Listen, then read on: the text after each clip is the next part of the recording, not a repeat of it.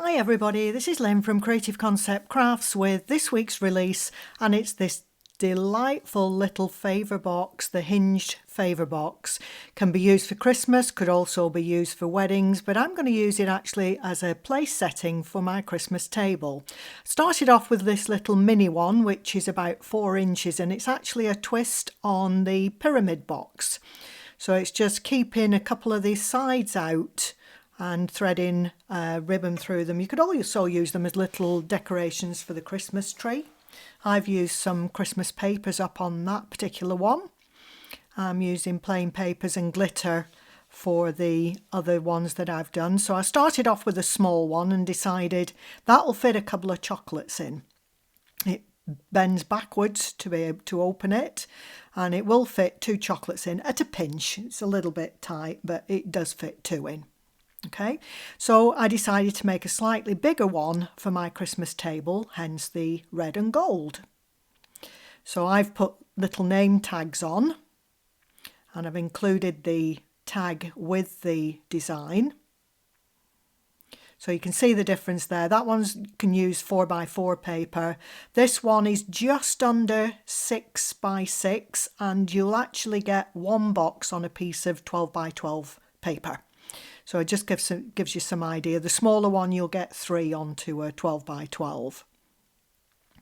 So I've gone one step further. These will be for my daughter because she's into white and gold this year with a Christmas tree and all of her decorations in the house.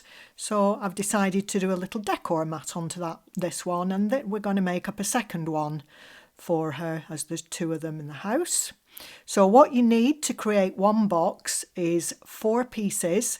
They will sit on your mat. They're actually opposite sides. They'll sit on your mat pieced together like that. And you need 2 of each piece. And you'll also need 4 of either the plain mat or this little decor mat. I've tied this star into the star that I've got hanging as the name tag. So I'm just finishing this one off now. And then it's quite a quick and simple box to put together. I actually did 21 of the small ones yesterday. I've just gifted a couple of chocolates to people who come to my classes. My other job is a dance teacher. So I've just gifted a Christmas card, handmade Christmas card, which was from the Pocket Box collection, and a little gift box with the chocolates. So to fold this up, you're folding in on the centre. The base piece folds back, so that's the wrong side of the card. The bit with the hole folds back the same way as the base. So you've 2 folds one way, and then the little attaching tab goes the same way as the centre panel. So you've 2 one way and 2 the other way. Okay? And obviously all 4 pieces are folded the same way, but you'll have a left and a right fold on the base. So the first thing we're going to do is to just add glue to the little 1/2 inch tab. And then to put them together, I've found that the easiest way is just to fold the pieces so that they're back to back and line them up, line the hole up, line them up top, bottom and side, and then just pop them down onto the table, making sure that they're still in line, and just burnish that tab down. And then holding it still until you open it, so I'm holding 1/2 of it with my other hand, burnish back. So I've just folded back and burnished that down as well. Okay, and you'll get like an odd shaped arrow, for want of a better word. So that's one part, first part done. I'm going to repeat the same thing so that we're keeping them at the same stage. So I'm just adding glue to the other tab. Again, line up the pieces, line the holes up, line the top, the bottoms, the sides, and then just pop it down onto the table to be able to burnish that line into position. And then holding the underside, just turn the top piece back carefully so it doesn't slip, and burnish. What you're doing there is just pushing that seam, as it were, back so that it's folded one way. It's a bit like sewing, where you've sewn a seam and then you press it to one side. Okay, now the next stage is to add glue to the base, to the inside. Okay, doesn't matter which side as long as you do the same side on both of them. So what I'm doing is adding glue to each of the triangles. So go up to the score line, don't go over it, and I'll explain why in a minute. So add glue round the outsides, down the centre, but don't go over that folded line. Just go up to it, not over it. Okay? And then you're going to fold in the other piece that's not glued. And then fold that up and line it all up so that the edges are lined up. If you get the edge together, that's just not quite meeting. Just if you get the corner meeting, then the rest of it should pop into position. Okay, so lining all that edge up, and then just turn it down onto the table and just get in and burnish the whole of that base in. Get into the corners, right into the edges, and just burnish it all down.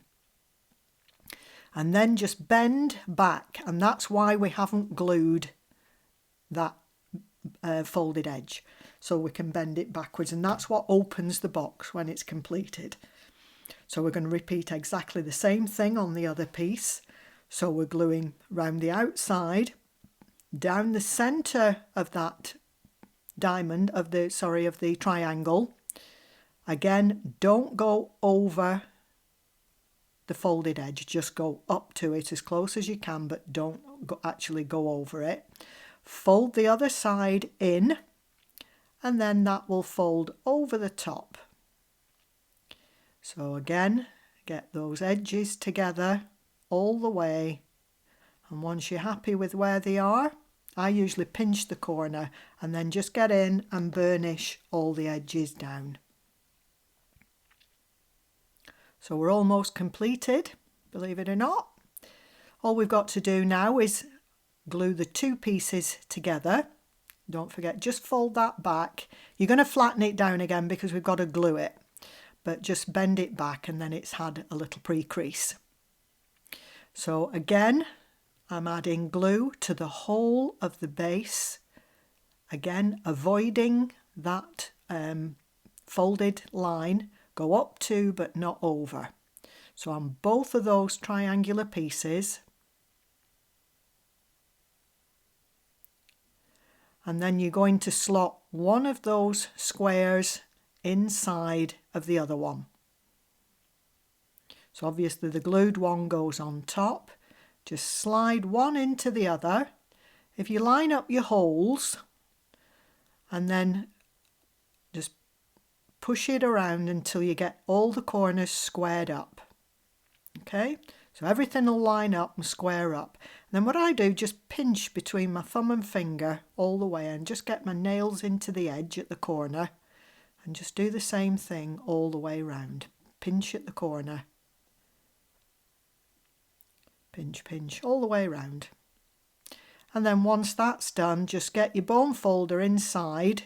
Don't try and open it up at this stage, but just wiggle it around inside and try and push down in the centre of the box. And that is your box completed. Isn't it cute? And we're ready to add the little tag. If you're to fold those sides in, it's not a particularly good idea at the minute, but can you see? There's your pyramid box. So it's just a twist on the pyramid box. I actually found this scrolling through on Pinterest and I thought, I rather like that. I think I can do something with that one. So I've just done a little tag. I've added a name to it, which I've cut out. And I'm taking a piece of thread. It's about 1/3 of a yard. something like that, about 40 centimetres I think it is, somewhere around there. And first of all I'm just going to thread that into the star. And then if you thread it through both holes on one side with one end, and then the other end thread through both holes on the other side.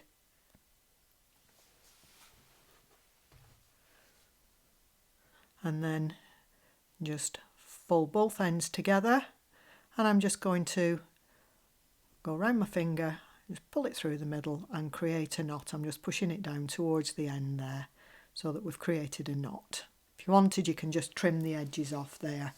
And there's our cute little box. Isn't that adorable? Great place setting for a Christmas table. Even a little decoration on a Christmas tree. You could maybe use them as advent calendar boxes as well, with different numbers on. Just bend backwards and you can see there 2 chocolates goes in, no problem. You probably get maybe half a dozen in this size box. The little tiddly one, you'll get 2 in. It's a bit of a tight squeeze, but they do go. The little edges might come out, you know, the folded pieces of your chocolate, but they do go in. So a great little design. Red and gold are going on our table because we have gold placemats, and then we have red placemats that go over those, so that's where my colour scheme comes from, and my daughter's is going to be white and gold. I hope you like this design. I think it's really, really pretty, not just for Christmas, for weddings, favour boxes, just a little gift. Enjoy until the next time. Bye for now.